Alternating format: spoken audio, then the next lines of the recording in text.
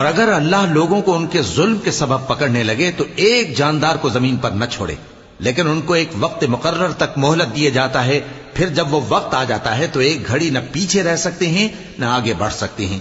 और ये अल्लाह के लिए ऐसी चीजें तजवीज करते हैं जिनको खुद नापसंद करते हैं, और जबान से झूठ बके जाते हैं कि उनको क़यामत के दिन भलाई यानी नजात होगी।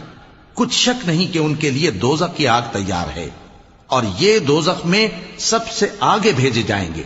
अल्लाह की कसम, हमने तुमसे पहली उम्मतों की तरफ भी पैगंबर भेजे तो शैतान ने उनके करतूत उनको आरास्ता कर दिखाए, तो आज भी वही इनका दोस्त है और इनके लिए अजाब अलीम है। और हमने जो तुम पर किताब नाजिल की है तो इसलिए कि जिस बात में इन लोगों को इख्तिलाफ है तुम उसका फैसला कर दो, और ये मोमिनों के लिए हिदायत और रहमत है। और अल्लाह ही ने आसमान से पानी बरसाया, फिर उससे जमीन को उसके मरने के बाद जिंदा किया। बेशक इसमें सुनने वालों के लिए निशानी है।